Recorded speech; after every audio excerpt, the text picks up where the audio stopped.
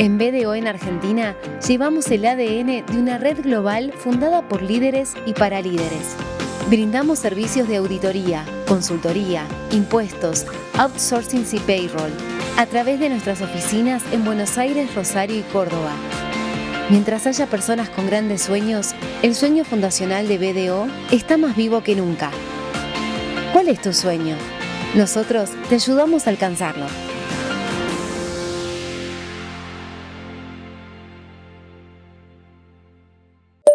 Me cagaron las vacaciones. La culpa es mía, que le creía el pronóstico. Le podés cerrar un poco, pero no a todo.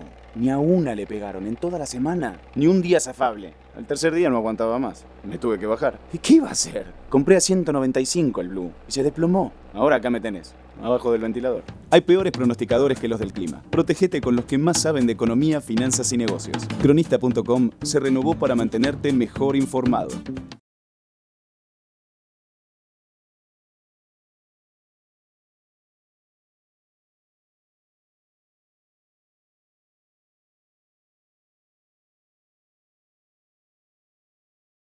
Bienvenidos al segundo encuentro Ciclo Soft 2021, organizado por la Comisión Académica de Administración de Recursos Humanos del Consejo Profesional de Ciencias Económicas de la Ciudad Autónoma de Buenos Aires. Mi nombre es Cristian Balfour, miembro de la comisión, y en esta oportunidad presentaré la charla cuyo título se denomina Desafío de liderazgo en contextos actuales. Participaron dos expositores, los doctores Rodolfo Naven y Federico Colombo Roqué. El doctor Naven será el primer orador y su disertación se denomina Las bases sustentadoras del liderazgo efectivo. Posteriormente daremos lugar al doctor Federico Colombo Roqué, que, a partir de preguntas disparadoras efectuadas por Rodolfo, hablará sobre la gestión de la organización humana en tiempos de cambio. Antes de avanzar con las respectivas exposiciones, les comentaré un currículum abreviado de los oradores. Rodolfo Naven es licenciado en Administración, egresado de la Universidad de Buenos Aires. Cuenta con un posgrado en Recursos Humanos de Cornell University, de Estados Unidos. Es coach ontológico certificado, fundador de Naven, consultora en liderazgo, coaching y recursos humanos, ex ejecutivo local e internacional de recursos humanos de ABN AMRO Bank, ex coordinador de carrera y profesor titular de recursos humanos de la Universidad de Belgrano, autor de libros y publicaciones sobre su especialidad y miembro de la Comisión Académica de Administración de Recursos Humanos. El doctor Federico Colombo Roqué es contador público egresado de la Universidad Católica Argentina. Tiene un EMBA en el IAE. Cuenta con amplia experiencia en cargos de alta dirección en empresas nacionales y multinacionales, en Argentina y en el exterior. Actualmente involucrado en el proceso de construcción de la Junta de Seguridad en el Transporte, organismo descentralizado perteneciente al ámbito del Ministerio de Transporte de la Nación. Dicho esto, damos por iniciado el encuentro y le cedo la palabra al doctor Naven. Muchísimas gracias, Cristian, por tu introducción. Y bueno, como me ha ocurrido en otras oportunidades, para mí, que soy miembro de la Comisión Académica de Recursos Humanos, es un verdadero placer poder compartir un rato con nuestros colegas del Consejo Profesional de Ciencias Económicas. Hoy el tema, como bien lo habías indicado vos, Cristian, que a mí me toca, por lo menos en principio, son las características o las bases sustentadoras del liderazgo efectivo. Sobre el liderazgo, todo un tema este. Se ha escrito mucho, se han escrito ríos de tinta, se ha discutido mucho, se ha opinado de mil maneras y ha existido innumerables filosofías. Pero más allá de eso, existen ciertas bases que se han mantenido siempre en el tiempo, sea en el pasado, sea en el presente como lo será en el futuro. Y esas bases que sustentan al liderazgo, yo voy a hacer referencia a ellas partiendo de las características personales que distinguen a los líderes efectivos. ¿Qué son los líderes efectivos? Son aquellos líderes que logran los mejores resultados tanto para su organización, para su gente, como para ellos mismos. Y para comenzar con esto, ya que estamos hablando de líderes, es importante esbozar una definición de lo que es un líder. Y un líder es alguien que tiene la capacidad de influir en otros para que trabajen con entusiasmo en el logro de objetivos que son comunes. O sea, alguien que logra influir en otros. Fíjense que este verbo influir figura muy resaltado en esta definición. ¿Y qué es influir? Yendo al diccionario, vemos que es producir sobre otra persona, de manera indirecta o de manera insensible, cierta acción o efecto que la hace cambiar o la hace variar. O sea, el liderazgo deberá producir, por medio de la influencia, esa disposición y ese entusiasmo que le permite a la gente trabajar con ganas para lograr los objetivos que son comunes y dirigidos al bien común. Ahora, una cosa que siempre debemos tener presente es que los líderes tienen como rol principal el obtener resultados a través de otras personas. Eso a veces, en mi experiencia profesional, me he dado cuenta que no muchos lo tienen totalmente claro. O sea, y si no logran esos líderes imantar a la gente con la cual trabajan de esa disponibilidad y de ese entusiasmo, va a ser muy difícil de que logren sus verdaderos objetivos. Y para que la gente, o sea, se le dispare a la gente, se le dispare la disponibilidad y el entusiasmo, es esencial que nuestras tareas tengan sentido para ellos. ¿Y qué quiere decir o qué es lo principal para tener sentido? Lo principal es que todo el mundo dentro de un determinado equipo sepa qué es lo que debe lograr ese equipo, en qué está contribuyendo cada uno de ellos y cómo esa contribución que están dando repercute en sus vidas personales. Ahora, pensemos que todas las personas son diferentes. O sea, no hay dos personas iguales. Somos únicos e irrepetibles.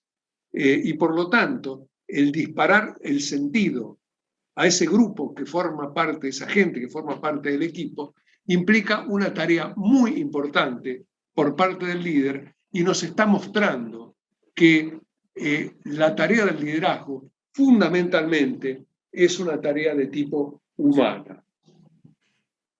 Sin embargo, es fácil a veces entenderlo desde el punto de vista intelectual, pero me ha ocurrido y me ocurre todavía de preguntar a gerentes generales, preguntar a gerentes de área, etcétera, qué porcentaje de su tiempo dedican a temas humanos.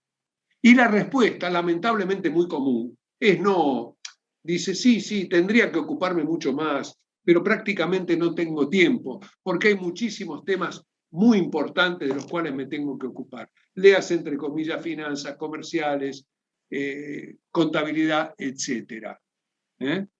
Pero no hay tiempo, o habría poco tiempo o nada como para dedicarse a la gente. Sin embargo, ¿qué nos ocurre? Muchas veces, cuando observamos líderes que utilizan tiempo y un tiempo significativo de su jornada laboral o de su tiempo laboral, ¿a qué? A motivar personas, a escucharlas, a darle feedback, etcétera, nos damos cuenta que esos muchachos o esos líderes, esas chicas, son los que mejores resultados obtienen del equipo, tienen grandes resultados, son equipos que están bien cohesionados y los cuales son muy, muy leales al líder y a la organización. Creo que esto es muy importante tenerlo en cuenta porque a veces no es fácil de ser percibido. Y volviendo al tema de generar sentido, los líderes tienen que actuar como si fueran faros, que son faros que a través de la comunicación iluminan el camino, o sea, es hacia dónde va el equipo, cuáles son los roles de todos y cada uno y cuál es el impacto que esos roles van a tener. Y entonces, hecha toda esta aproximación, tenemos que desembocar en esas bases sustentadoras del liderazgo, porque para poder lograr ese impacto, generar ese sentido, una de las cosas que los líderes deben tener, y si no la tienen, la deben crear, es la autoridad personal. Y la autoridad personal es ese algo que permanece inmutable en el pasado, lo tenemos hoy y indudablemente lo vamos a tener en el futuro. Y sin autoridad, sin generar esa autoridad personal, por más que se tengan conocimientos, por más que se tengan muchos títulos, nunca el logro de los objetivos va a ser completo careciéndose de ella. Y entonces, veamos cómo se compone la autoridad. La autoridad se compone por 3 elementos fundamentales, que es la confiabilidad, o sea, ser confiables, el respeto y la equidad. Si una persona genera en los otros, en los miembros del equipo, la opinión de que uno es, o el sentimiento de que uno es confiable, que es respetuoso y que es equitativo, va a tener los elementos fundamentales para poder liderar y manejar ese equipo. Si no lo genero, como decíamos antes, va a tener muchísimas más dificultades para lograr lo que busca. O sea, volvamos a repetir, confiabilidad, respeto y equidad. ¿Y qué quiere decir cada una de estas cosas? ¿A dónde apunta? ¿Qué es ser confiable? Confiable para los demás. El ser confiable es un desafío que nos obliga a estar permanentemente atentos. ¿Por qué? Porque la confiabilidad es como si fuese una copa de cristal muy fina. O sea, cuesta mucho trabajo construirla, armarla, diseñarla, y se rompe muy fácil. Yo a veces me recuerdo ejemplos de gerentes, jefes, etcétera, que le han dicho a sus subordinados, a la gente que coopera con ellos, vos tenés que confiar en mí. Tenés que confiar en mí, que yo soy tu jefe. Y se lo dicen como si la confiabilidad se podría ordenar o se podría indicar. Y va de suyo de que la confianza no se puede ordenar. La confianza no es algo que parte de acá, sino que parte de acá del pecho, de abajo del esternón. Es algo que se siente, es una emoción, directamente. Y entonces, cuando uno esta gente recibe eso, se da cuenta de que, o no se da cuenta, de que tiene que despertar en los otros determinadas circunstancias externas como para que los demás puedan confiar en ellos. Y no es algo que se puede declamar, es algo que se puede ordenar.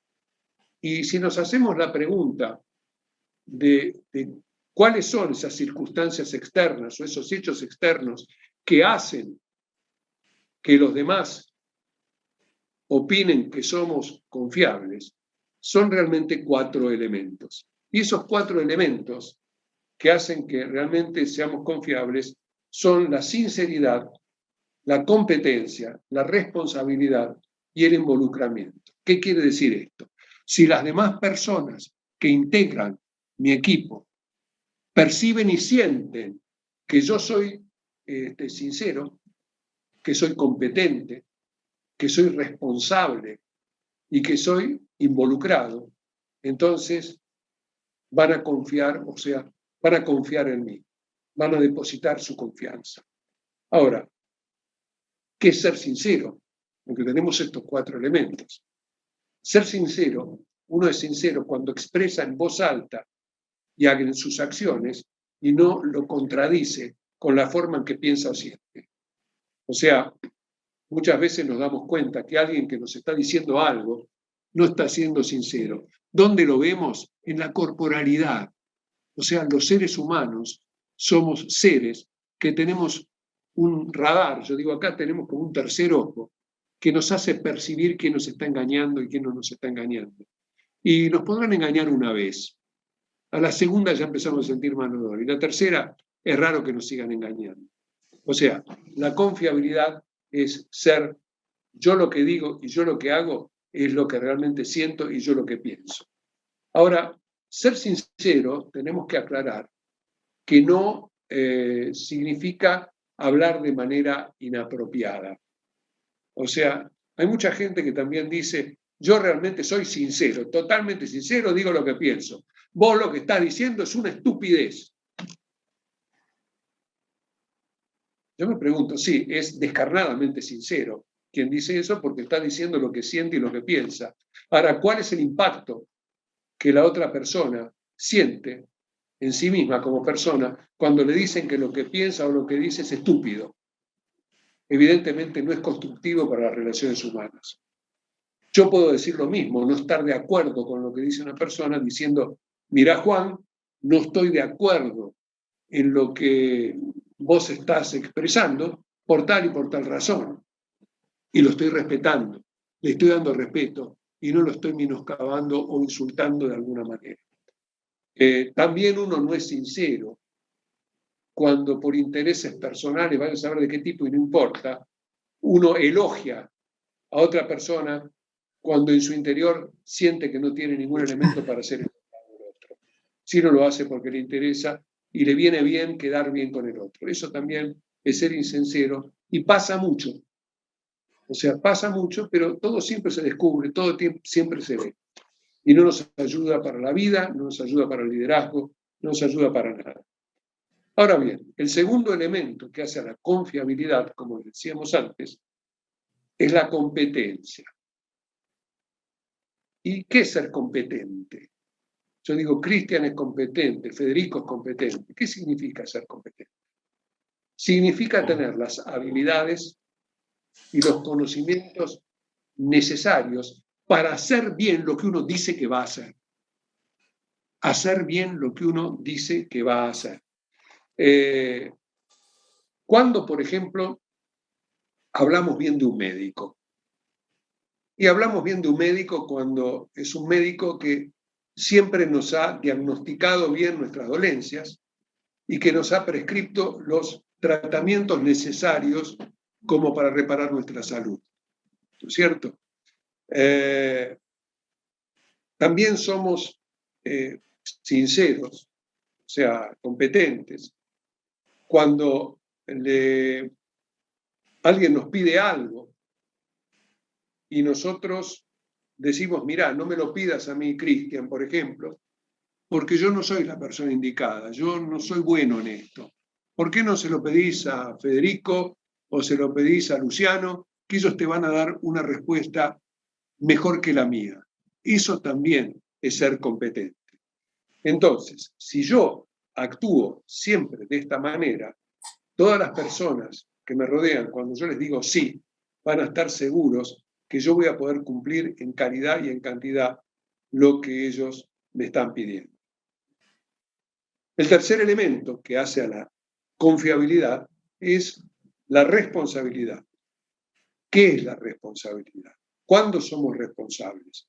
O la demás gente piensa que somos responsables. Cuando tenemos una historia sustentable en el tiempo de cumplir con nuestros compromisos. Y aquí hay una cosa que hay que señalar con letra negrita, que es la utilización del monosílabo no. Un monosílabo que es muy fácil de pronunciar verbalmente, pero que es muy difícil a veces de pronunciar emocionalmente. A la gente le cuesta decir no cuando alguien le pide, y particularmente nos sucede a aquellos que nos hemos desarrollado en culturas de tipo latina, donde el ser apreciado, donde el ser considerado y el ser recibido tiene una muy fuerte importancia, o le damos demasiada importancia, cosa que quizás otras culturas le dan un poco menos. Entonces tenemos un poco el sí fácil, y cuando el sí se convierte en algo demasiado fácil, a todo prácticamente le decimos que sí. Pero ¿qué ocurre? Le decimos que sí y no llegamos a cumplir, o no cumplimos con la calidad que nos está esperando la otra persona. Y más de una vez me imagino que habrán escuchado alguna frase como esta que dice, che, a Rodolfo Navén, no me identifiquen a mí, ¿no? A Rodolfo Navén no le pidas que te ayude en este tema porque es un tipo de muy buenas ganas, que siempre te va a decir que sí, pero en cualquier momento te puede llegar a decir que no tuvo tiempo, que tuvo dificultades y que no pudo cumplir con lo que vos le habías pedido. Realmente, si lo que realmente tenés que hacer es importante, sería mejor que se lo pidas a otra persona. O sea, ¿qué ocurre? El no saber utilizar el monosílabo no, ¿saben lo que hacen? Que nos convertamos en una persona menos confiable. Ni cuento que hay veces que en cursos o en seminarios me han preguntado y dicen, pero al jefe no se le puede decir que no. Y yo digo, ¿por qué no? Dice, no, porque ¿cómo le vas a decir que no al jefe? El jefe es un ser humano y salvo que sea un déspota, o sea que no debería ser un líder, un jefe, un gerente, salvo que sea un déspota, perfectamente le puedes decir que no, como perfectamente le puedes dar feedback, sin ningún inconveniente, siempre y cuando le digas que no y por qué. Y si lo tuyo es racional, no va a haber ningún problema. Así le puedes decir a un compañero, le puedes decir a un amigo, siempre y cuando que tenga razones suficientes como para decir que no. Y decir que no muchas veces es, no voy a poder cumplir en el tiempo y forma porque tengo compromisos que me están sobrepasando. Tan simple como eso. Es un tema para pensar. Habida cuenta de estos 3 elementos, vayamos al cuarto, que es el del involucramiento. Y una persona está involucrada, digamos conmigo, cuando le interesa lo mismo que me interesa a mí, y yo puedo esperar que me dé la atención que yo necesito. Esto parece a lo mejor muy particular, pero muchas veces cuando una persona, por distintas razones, que pueden ser perfectamente legítimas, alguien es más importante en su vida o en su profesión que otra. Entonces, tienden a poner el acento en aquel que es importante porque le da más rentabilidad, porque le da más trabajo, porque tiene más cosas en conjunto, etc. Y deja de lado a otro que sí forma parte de su núcleo de relaciones, pero la importancia es más chica. Y a esa persona no se le da ni el tiempo ni la atención necesaria como para poder ayudarla en lo que nos solicita. O sea, estoy de acuerdo que el mayor tiempo y la mayor energía y atención se le debe dar en función a la importancia que alguien tiene con respecto a lo nuestro. Pero eso no quita que a alguien que tiene poca se le dé menos tiempo, pero se le dé la suficiente energía y responsabilidad y escucharla como si fuese tan importante durante ese tiempo, ese periodo de tiempo mucho más corto. Pero sin embargo a veces eso no se da y muchas personas consideradas poco importantes son ninguneadas directamente y eso hace que quien actúa de esa manera no se involucre y es lo que debemos tener para poder ser confiables.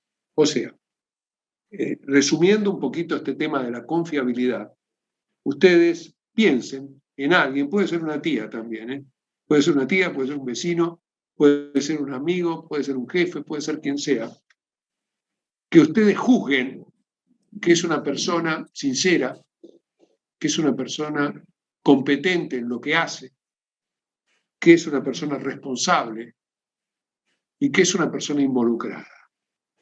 Y los invito y las invito a que piensen si esa persona les resulta confiable o no. Y estoy dispuesto a apostar mi título profesional a que van a contestar que sí. Porque quien tiene esas 4 características y se destaca por tenerlas claramente desarrolladas, es necesariamente confiable. No queda otra.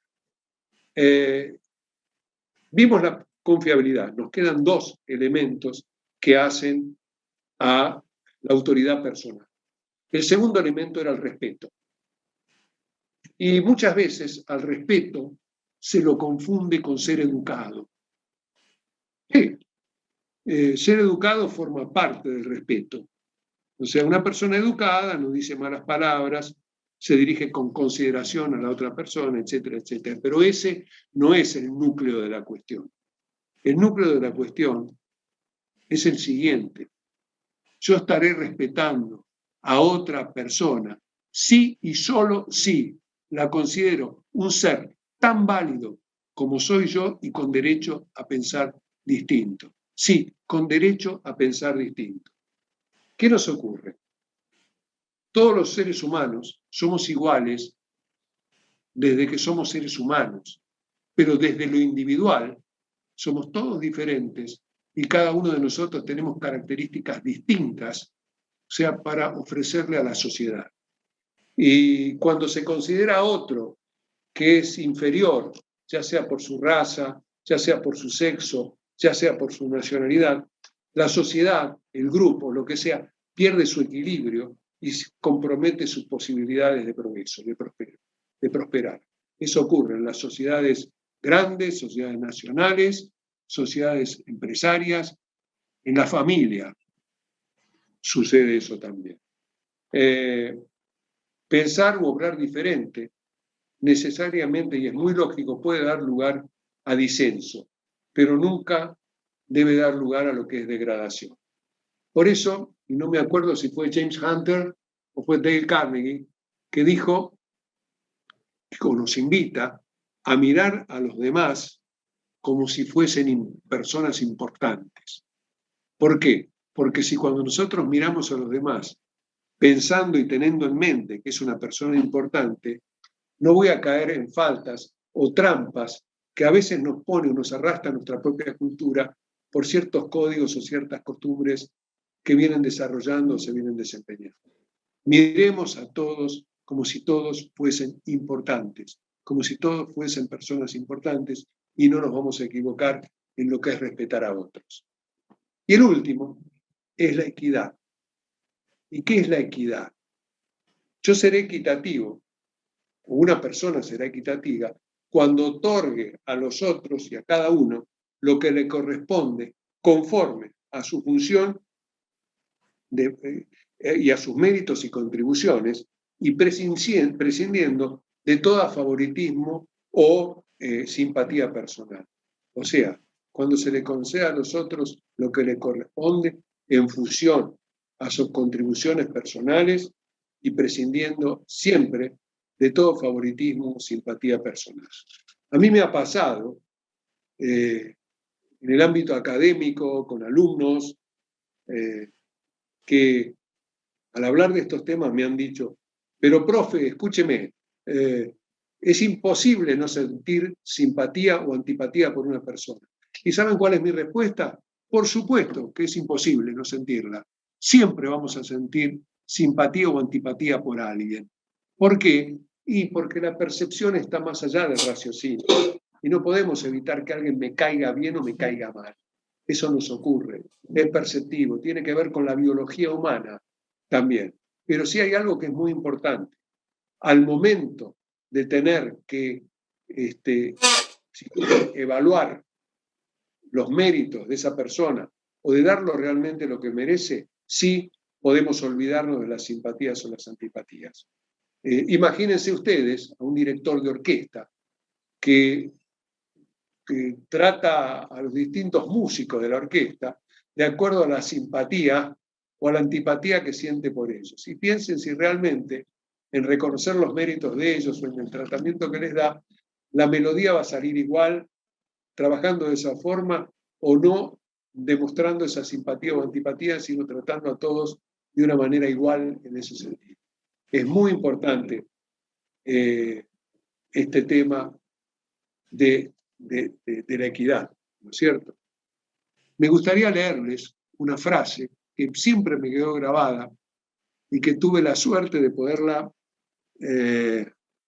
si quieren, no sé, experimentar en la práctica o vivenciarla en la práctica, al verla en otros y verlo en uno mismo también, que dijo Maristani, que era un eximio profesor de recursos humanos, recientemente fallecido, un pionero, escribió muchos libros, yo lo tenía en un altísimo aprecio. Él había escrito en un libro, notablemente el personal reacciona favorablemente toda vez que la dirección demuestra su intención de ser equitativa, aceptando los errores que se puedan producir en un clima tal, como no están dispuestos a admitirlos cuando se parte de la base de una dirección arbitraria. ¿Qué nos dijo Jaime Maristani con esto? Lo que nos dijo es que si un líder muestra su intención permanente de ser equitativo, de ser justo, su gente le va a perdonar los errores que cometa cuando lo perciba que trabaja de esa manera. Pero si es un jefe arbitrario, prepotente, y que no busca la equidad, por más que cometa aciertos o que tenga importantes aciertos, nunca se los van a reconocer. Y esto es visible si ustedes lo miran y observan dentro de las organizaciones lo que sucede. Ok, entonces, como decíamos, ya hemos visto los 3 elementos. Uno es la confiabilidad, formada por 4 elementos: sinceridad, competencia, responsabilidad, involucramiento. Lo que sería el respeto y lo que sería la equidad. Confiabilidad, respeto y equidad. Y los invito a que piensen si alguna vez fueron liderados con alguien con estas 3 características claramente desarrolladas, y si no tuvieron esa suerte. Yo tuve esa suerte de ser liderado por alguien así, que lo imaginen y piensen que están bajo ese tipo de liderazgo, y imagínense si se animan a defraudarlo y mirarlo a los ojos. Piensen si a una persona así, que es confiable, respetuosa y equitativa, lo pueden defraudar. Es prácticamente imposible. Realmente. Piensen en ese tipo de persona y piensen en el contenido de estas cosas. Y esto me trae a colación una anécdota de cuando he trabajado y sigo trabajando como consultor externo. Me ocurrió con un cliente que era titular, dueño de una pyme bastante grande, que en una circunstancia, no en una situación económica como la actual, sino más estable, con mayor poder adquisitivo, con un mercado un poquito más fluido, y que por razones económicas, por razones de lo que fuere, este hombre no podía pagar los salarios que siempre deseó pagar. Estaba como un 25-30% debajo del mercado. Y claro, la gente se le iba. Y un día, este hombre, que era conocido, amigo mío de alguna manera, me llama para que le dé ayuda. Y le digo, mira, la ayuda es fácil. Tenés que subir un poco los salarios. A veces es un tipo bastante justo. Sí, pero no puedo. Dice, igual me tenés que ayudar. Digo, bueno, entrevistame a los gerentes, a ver qué piensan. Bueno, fui a entrevistar a los gerentes y todos tenían, ¿viste? 30%, 40% de turnover que se le iba a la gente. Y bueno, era lógico. Pero la gran sorpresa me la llevo en un determinado sector, que eran torneros en general los que trabajaban allí, que tenían un 2, un 3% de rotación. Y dije, ¿cómo puede ser? Si el promedio de la compañía es un 30, 35%, estos tienen 2, 3%. Entonces quise investigar un poco más y me reuní con un par de torneros. Y les pregunté, muchachos, sí, todos sabemos que los salarios, ustedes lo dicen a viva voz, son bajos, que la empresa manifiesta que no puede tenerlos mejor, de alguna manera. ¿Y por qué ustedes no tienen rotación? Y la respuesta, ¿saben cuál fue? La respuesta fue, sí, nosotros sabemos que estamos ganando poco, pero la pregunta que nos hacemos es, ¿dónde podríamos encontrar un jefe como el que tenemos? Ya. O sea, el jefe que tenían compensaba la remuneración que no alcanzaban a tener. Y eso me da la pauta o me reafirma aquella famosa frase que dice que las personas no abandonan empresas, sino abandonan jefes.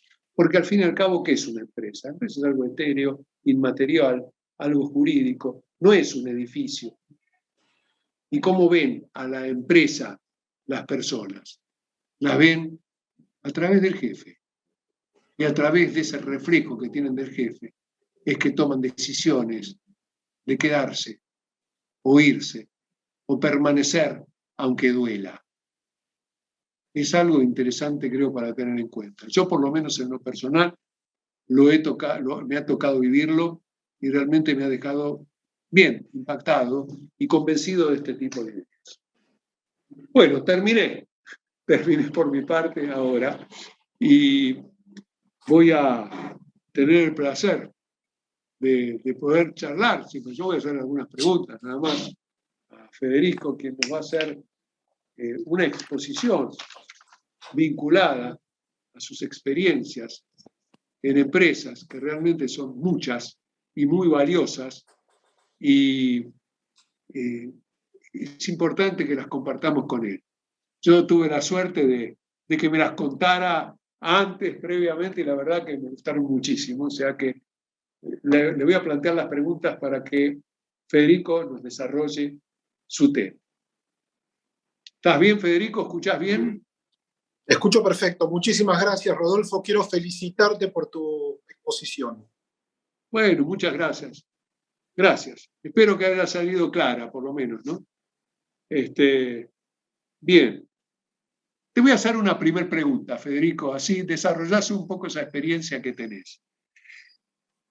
¿Cuáles fueron los desafíos profesionales que afrontaste desde posiciones de liderazgo a lo largo de tu carrera profesional? ¿Cuáles fueron esos desafíos que tuviste que afrontar desde el liderazgo en tu carrera profesional? Bueno, durante mi carrera profesional tuve la suerte, o en algunos casos mala suerte, de enfrentar diversos tipos de situaciones en lo que se refiere a la gestión de una estructura humana. En Argentina y en el exterior, porque tuve una larga experiencia en el exterior del país, y tanto en el sector privado principalmente, como en los últimos tiempos, en los últimos 2 años en el sector público. Pensando, cuando empezamos a hablar de este tema, dije, bueno, ¿cómo puedo agrupar esas experiencias para hacerlas inteligibles en esta exposición? Y yo encontré 5 situaciones, en particular una que se divide en 2. Una es en un proceso de startup. Tuve la suerte de liderar la constitución de varias filiales en América Latina del grupo económico en el cual trabajaba, con el consiguiente desafío de dotar a estas nuevas organizaciones de recursos financieros y técnicos, y obviamente de una nueva estructura humana. Procesos de rápido crecimiento, y ese crecimiento puede ser por crecimiento orgánico, en el cual el gran desafío es absorber a los nuevos miembros que ingresan en una forma a veces más rápida que la capacidad de la organización de incorporarlos a la cultura de la misma, o por la compra de otra organización, o la absorción de otra organización, donde hay un desafío muy fuerte de integrar culturas. El siguiente es gestionar, que también tengo experiencia, es gestionar una organización en la estabilidad, que es un gran desafío, porque cuando una organización está estable, obviamente hay menores oportunidades de crecimiento individual. Y eso genera la necesidad de gestionar un gap que ocurre, ¿no? Que es básicamente lo que el funcionario espera, en realidad lo que la organización espera que el individuo haga, ¿no? Y lo que el funcionario espera que la organización espere que él haga. No sé si soy claro, ¿no? O sea, lo que la organización espera del funcionario y lo que el funcionario le gustaría que la organización espere de él. Esto tiene un impacto muy grande en la voluntad de crecimiento, ¿no? Como de toda organización humana, generalmente en una empresa es un funil, es un cono, ¿no? Cada vez hay menos oportunidades hacia arriba. Cuando estás en un proceso de fuerte crecimiento, esas oportunidades aparecen. Cuando la organización está estable, esas oportunidades son menores o se espacian en el tiempo. Hay que esperar que alguien renuncie o que alguien se jubile. Y la última, que es durísima, es la desinversión, ¿no? Cuando uno necesita reducir la estructura humana por diferentes razones y debe desprenderse de funcionarios valiosos, pero no por su desempeño, sino porque no se les puede pagar el sueldo. Y esto genera un desafío tremendo, no solo el proceso de desvinculación, sino cómo mantener la cohesión de las personas que quedan, ¿no? Y cómo quedar preparado como organización para poder gestionar el crecimiento si acontece en el futuro. O sea, yo pude agrupar las experiencias que tengo en esos cinco grandes grupos. En todos ellos tuve esas experiencias tanto en la Argentina como en el resto del mundo. Bien, bien. La segunda pregunta que te haría es, ¿cuál fue la situación más desafiante que tuviste y por qué? Bueno, como mencioné, he estado en diferentes situaciones, cada una de ellas tiene desafíos y riesgos particulares que uno debe gestionar como manager. Y personalmente, y esto de nuevo es una experiencia personal, subjetiva, otros tendrán otras, otros les resultará más desafiante otras, a mí como sujeto son estas. Fueron dos. Un proceso muy fuerte de desinversión que tuvo la compañía cuando trabajaba en Brasil, con una reducción significativa de la estructura humana. Esa fue tremendamente fuerte para mí, por lo que empecé a explicar antes. Y la otra es una bien actual, porque estoy involucrado en este momento, que es la conformación de una nueva estructura humana, de un nuevo organismo dentro del Estado Nacional. Yo tengo una experiencia muy fuerte en el sector privado, es mi primera experiencia en el sector público. Entonces esas fueron las dos más desafiantes, y si te parece, puedo profundizar en ellas, me parece que eso le va a dar un poco de riqueza a mi exposición. Me parece indudablemente que va a ser muy rica para esta exposición que nos hables de ella, por supuesto. Bueno, empecemos a hablar del tema Brasil, si te parece. En el año 2008, crisis del subprime, yo trabajaba en una empresa que era metalmecánica. Los que se acuerdan de esa época, la inversión pasó de 100 a 0. Venía la inversión, faltaba 0 en el mundo. De los niveles de inversión, China explotaba. Y pasó de 100 a 0 de un día para el otro. Para mí personalmente es muy duro tener que desprenderme de un funcionario, no por un tema de rendimiento técnico, por problemas comportamentales, eso es hasta básico para un manager poder tomar esa decisión, sino porque no se le puede pagar el sueldo. Personas muy valiosas, con excelente comportamiento, pero que la compañía no logra soportar la estructura desde el punto de vista financiero. Por eso para mí fue durísimo. Y en aquella oportunidad yo agrupé los desafíos de esa situación en 3, digamos. El primero fue definir cuáles eran las partes, los stakeholders de ese proceso, del proceso de reducción. Y yo los agrupé en 4. Como primera medida, los sindicatos, trabajando en una empresa metalmecánica grande, enorme para los niveles de Argentina, grande para los niveles de Brasil. Nosotros trabajábamos con la CUT, que es el sindicato de Lula. O sea, es un sindicato duro de negociar. Pero nosotros tomamos al sindicato como un stakeholder de colaboración en el proceso. Y esto se logró básicamente que desde el comienzo con ese sindicato tuvimos una relación de confianza y de colaboración. O sea, y de confianza se logró básicamente a través de la comunicación y de compartimentar información, para que el sindicato supiera dónde estábamos parados en todo momento. Esto es un proceso que empezó antes, pero haberlo hecho antes es lo que generó posteriormente que en un proceso de crisis el sindicato no fuera un obstáculo, sino que fuera un stakeholder que nos ayudó a que el proceso fuera lo menos conflictivo posible, dentro de un proceso de conflicto, ¿no? El segundo es el Estado. Tener una reducción muy fuerte de la estructura en un municipio tiene un impacto fuertísimo. O sea, reducir 20, 30, 40% de la estructura de una organización, de una empresa, para un municipio puede significar que le cierren 20, 30% de los comercios, porque baja inmediatamente el consumo. De nuevo, compartiendo claramente información, mostrando cuál era la visión estratégica de la organización, etc. En ese caso logramos, por ejemplo, que el municipio nos redujera tasas para poder reducirse, no significativamente, pero reducir lo máximo posible el decrecimiento de la estructura. De nuevo, transformar un stakeholder en un colaborador. El tercer stakeholder que identificamos en aquel momento como equipo fueron los accionistas. Obviamente, el accionista quiere perder la menor cantidad de dinero posible.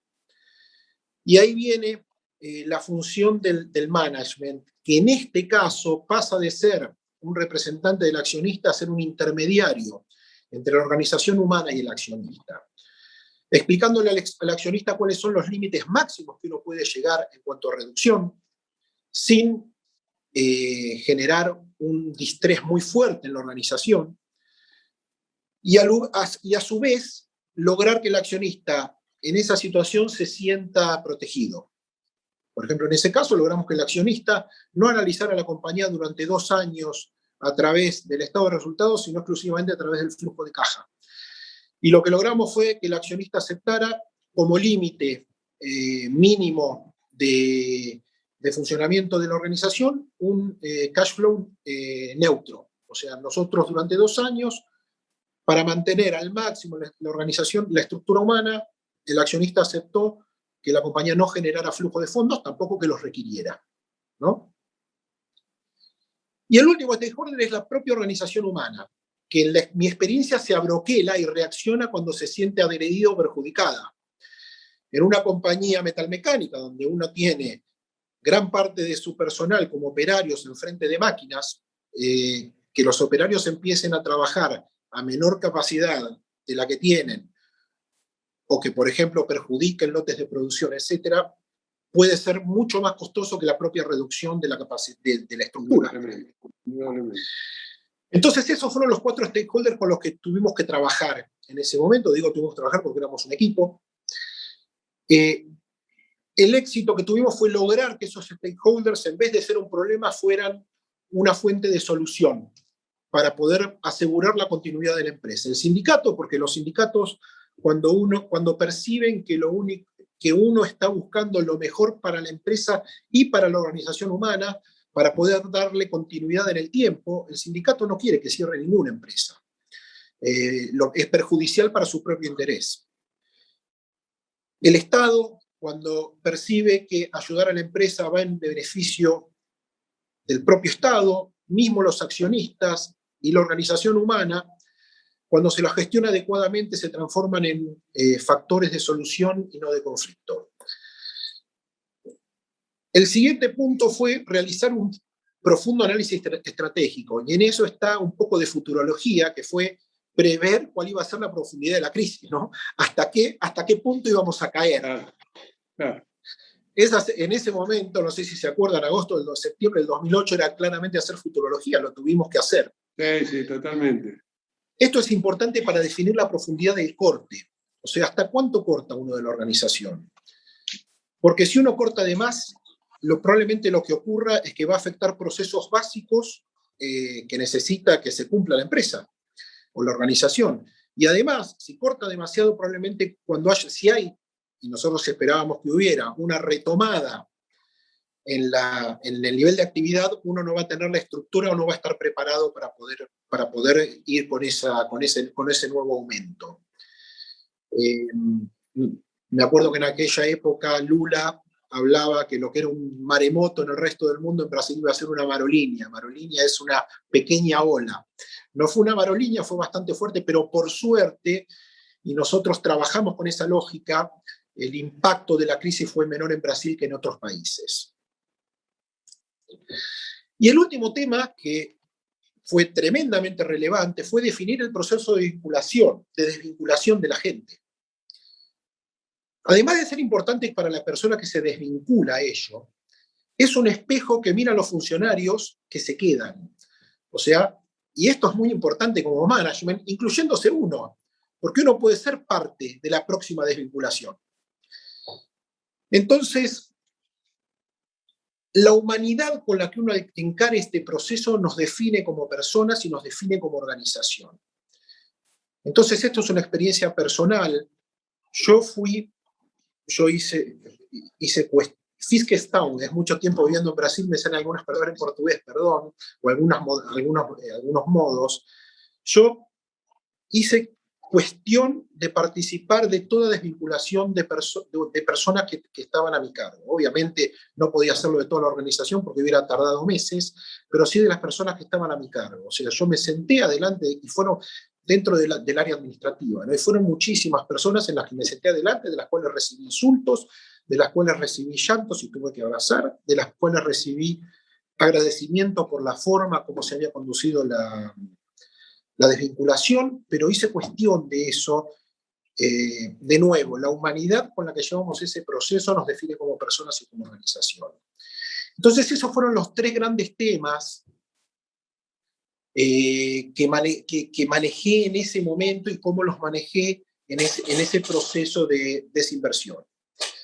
El segundo tema que te dije que fue un gran desafío mío fue el empezar a trabajar en el sector público, armar una nueva organización dentro del sector público, que es donde estoy hoy, que es la Junta de Seguridad en el Transporte. Armar de nuevo como parte de un equipo. Hay un presidente, yo estoy a cargo, soy el director que está a cargo de toda la gestión administrativa del organismo.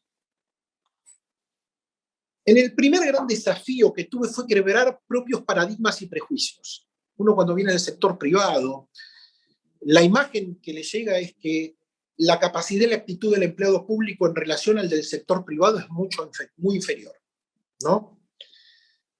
Yo lo que puedo decir que en el área de administración de la Junta de Seguridad del Transporte, donde el 95% de la gente la trajimos del mismo Estado y de otros organismos, y tengo la situación que hay ministerios donde no me dejan entrar solo, porque cada vez que voy me les llevo a alguien, cuando encuentro una persona valiosa para la organización. Su profesionalismo, su compromiso, la actitud, son excepcionales. He encontrado gente excepcional trabajando dentro del Estado. O sea, por eso dije que en cuanto a desafío mío personal fue quebrar paradigmas y prejuicios que uno trae dentro de su mochila, ¿no? Indudablemente. Muchos de estos funcionarios con los que estoy trabajando hoy podrían estar trabajando tranquilamente en el sector privado, cobrando sueldos mucho mayores de los que cobran aquí, y yo me doy cuenta que se quedan por real vocación de servicio. O sea, tienen vocación de servicio público. Entonces, ese fue el primer gran desafío que tuve cuando empecé a trabajar en el sector público. Y el segundo gran desafío es que no importa la experiencia, yo tengo 25 años de experiencia en cargos de dirección en el sector privado, que uno traiga, se llega a la función pública a aprender. Hay que bajar el copete, como si habláramos en forma coloquial. Uno llega a aprender los procedimientos, la lógica de negociación para la obtención de recursos, las implicancias legales de las decisiones que uno toma, son completamente diferentes que en el sector privado.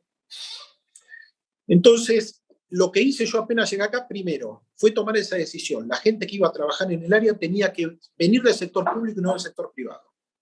Salvo algunas excepciones, hemos cumplido esa política. Como dije, 95% de la gente que tengo dentro del área viene del sector público. Y lo segundo fue rodearme con gente que ya tuviera experiencia en el sector público. Y obviamente, yo soy el director del área, coloco mi impronta, ¿no? De lo que siento que está bien y está mal, de cuál es el mejor camino y cuál no es el mejor camino, pero aprendo todos los días de ellos. O sea, yo me siento con mi equipo, les digo lo que me parece, y ellos me dan siempre su opinión, y la conversación la tenemos de la franqueza de que yo no soy el especialista, con lo cual obviamente voy a tener que tomar una decisión, los especialistas son ellos, son los que me tienen que aconsejar cuál es el mejor de los caminos. Tengo un grupo de trabajo que me trae alternativas, y obviamente en mi mejor saber y entender defino cuál es la alternativa que me parece la más correcta. Pero uno viene aprendo todos los días, es impresionante. De nuevo, con 25 años de experiencia en cargos de liderazgo en el sector privado, esto es otro mundo. Perfecto. Esa sería mi respuesta al segundo tema. Muy interesante, muy interesante. Y cómo cuando uno tiene las experiencias de poder variar entre empresas privadas, cómo se enriquece uno, cómo Es cambia la visión, impresionante, cómo se amplía la visión de cada uno, la visión de cada uno en esto.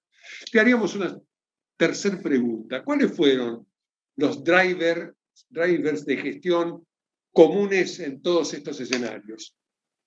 ¿Me interpretás la pregunta? Sí, la interpreto. Te diría, te puedo resumir 4, Dale. de los cuales me parece que otros 3 seguramente se deben haber tratado en otras comisiones. Me parece que hay uno que me parece que es interesante que lo desarrolle. Para mí es fundamental tener una excelente visión estratégica por parte de la alta dirección. O sea, la gente cuando percibe que la dirección de la compañía sabe hacia dónde tiene que ir, acompaña en el proceso, cualquiera sea él. El segundo driver es un tema de valores. Yo tuve la suerte de haber trabajado en varias empresas familiares. De hecho, mi experiencia más fuerte y por la cual viajé por el mundo, es una compañía alemana familiar. Y es 4ª generación ya de la familia y tuvo la característica de transferir los valores familiares a la compañía. Una compañía que tiene bien definidos sus valores, la organización humana inmediatamente lo percibe.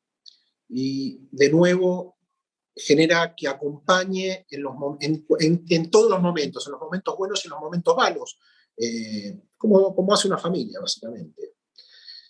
Después definir claramente cuáles son los stakeholders en cada etapa de estas situaciones. Y como último, que me parece que es lo más relevante, es cuál es el vínculo entre el individuo y la organización. O sea, el vínculo que la organización logró generar con los individuos que la componen. Según mi experiencia, hay innumerables tipos de vínculos. Los vínculos te diría, hay tantos como individuos y organizaciones existan, porque es subjetivo, ¿no? Cada sujeto genera su vínculo con la organización. Totalmente. Yo lo podría agrupar en 2. Si estuviéramos en una clase de sociología, es como si fueran tipos sociales. Un vínculo instrumental que algunas organizaciones generan. Yo me acuerdo cuando mi primer trabajo fue en Coopers & Lybrand, en Harteneck y López, hace innumerable cantidad de años. Y era ese tipo de relación en el cual el sueldo era bajo cuando uno empezaba, pero uno sabía que iba a adquirir muchísima experiencia, un proceso de carrera relativamente rápido, mucho conocimiento. Realmente el estudio generaba eso. Puede estar ese tipo de relación, puede estar en relación en la cual ocurren muchos bancos de inversión, ¿no? Que es por el salario. La gente, la relación es cuánto me paga, y si otro me paga más, me voy a otro lado. O sea, el tema que tienen ese tipo de vínculos es que son muy etéreos, ¿no? Si el vínculo es netamente monetario, si el individuo encuentra a alguien que le pague más, se va. Si el individuo siente que ya en la organización no le puede generar ningún incremento en sus conocimientos o su experiencia, busca otro camino. Entonces son etéreos, no son construcciones de largo plazo. Y después está el vínculo trascendental, que es cuando hay un vínculo de identificación, que el individuo se identifica con los objetivos y con la organización en sí, es el ponerse la camiseta, son individuos que tienen la camiseta puesta. Yo creo que el gran objetivo de toda organización es obtener identificación y finalmente el compromiso de sus miembros con la misma. Ese, para mí, si hablamos de gestión de la organización humana, es el objetivo final, ¿no? Que los empleados sientan compromiso, que den ese plus, que hagan las cosas por la organización, no porque lo que la organización hace por ellos, sino por el bien de la organización en sí. Y en mi experiencia no hay compromiso si no hay participación, y no hay participación si no hay apertura en cuanto a la información, a tener espacios de debate, a que la persona se sienta parte. No se sienta que está siendo llevada, se sienta que está siendo parte de un proceso. Esa para mí es la forma de lograr compromiso. Y yo creo que para lograr ese compromiso son fundamentales los valores de la organización, los valores de sus accionistas, los valores de la alta dirección, y hay innúmera cantidad de valores. La bibliografía está llena de análisis. Si me preguntás, Federico Colombo, personalmente, ¿cuál siente que es el valor más relevante porque le genera al individuo, hablo de cuanto a organización, en cuanto a alta dirección, es la integridad? Sí. La integridad en el concepto de decir lo que se piensa y hacer lo que se dice. Ese concepto para mí es fundamental. Le genera tranquilidad en el individuo, en el empleado, en el funcionario.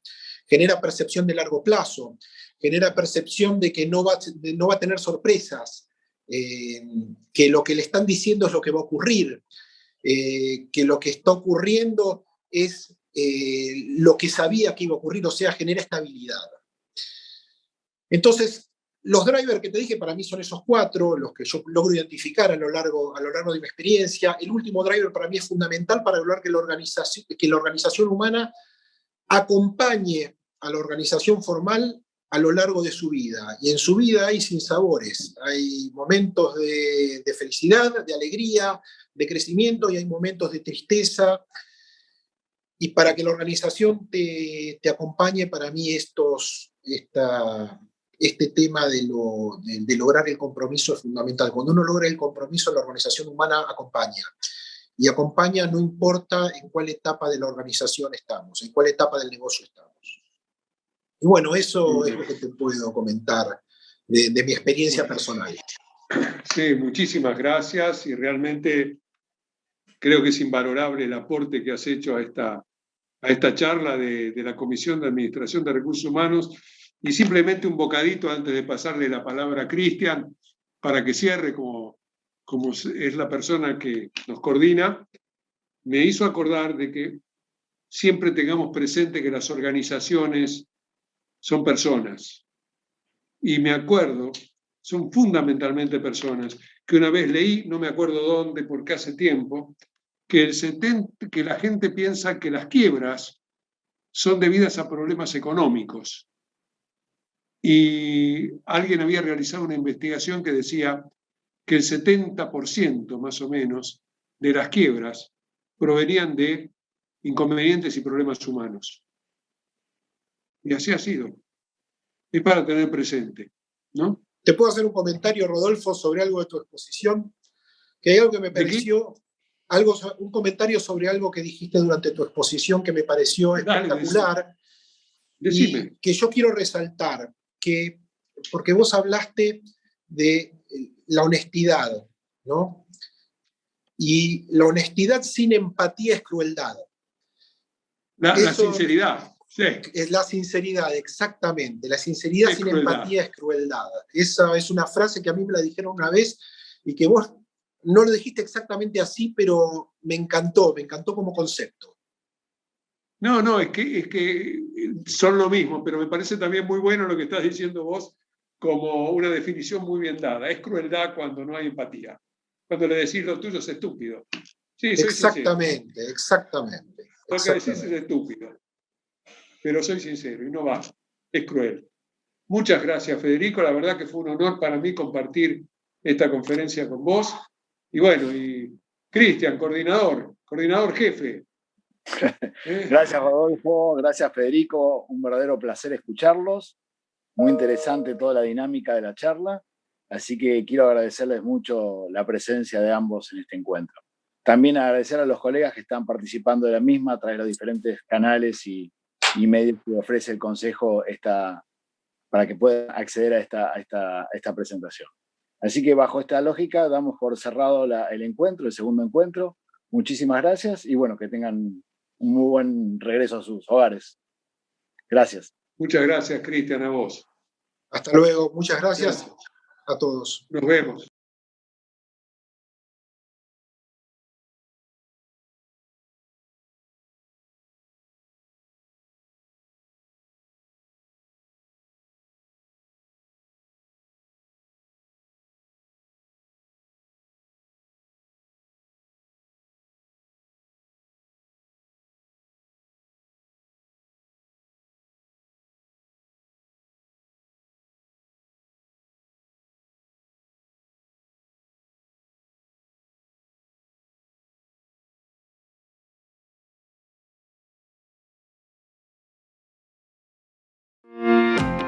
En BDO en Argentina llevamos el ADN de una red global fundada por líderes y para líderes.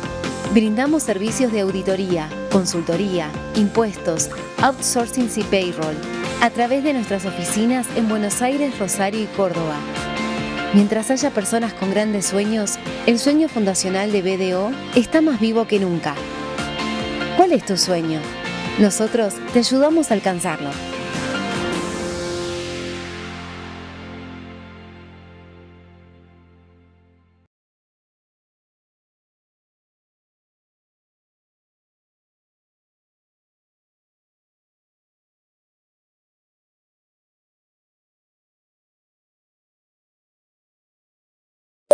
Me cagaron las vacaciones. La culpa es mía, que le creía el pronóstico. Le podés cerrar un poco, pero no a todo.